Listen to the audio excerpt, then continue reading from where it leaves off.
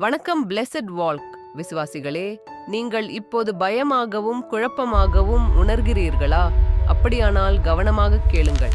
இனி நீங்கள் பயத்தினால் முடங்கி போக வேண்டிய அவசியமில்லை. கிதியோனை பற்றி சற்று சிந்திப்போம். கடற்கரை மணலைப் போல திரண்டு வந்த ஆயிரக்கணக்கான எதிரிகளைக் கண்டு அவர் நடுங்கினார். என் குடும்பம் எளியது, நான் தகுதியற்றவன் என்று எண்ணிய கிதியோன் எதிரிகளுக்கு பயந்து ஒரு திராட்சை ஆலைக்குள் ஒளிந்து கொண்டு வேலை செய்தார்.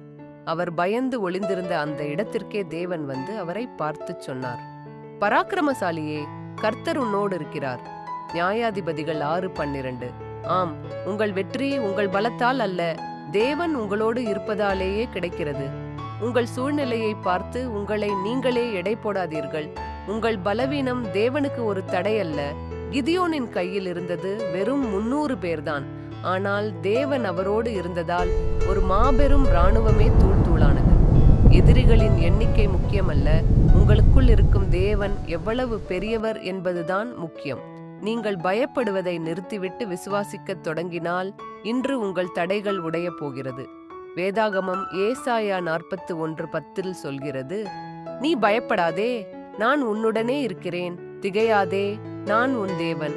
ஜெபம். அன்பு இயேசுவே, பயத்தோடும் குழப்பத்தோடும் இருப்பவர்களை ஆசீர்வதியும். பயத்தின் ஆவியை நீக்கி கிதியோனைப் போலவே எங்களையும் பலப்படுத்தும். எங்கள் பலவீனத்தில் நீரே பலமாயிருந்து தடைகளை நீக்கி வெற்றியைத் தாரும். உம்முடைய சமாதானத்தால் எங்களை நிரப்பும். இயேசுவின் நாமத்தில் ஆமென்.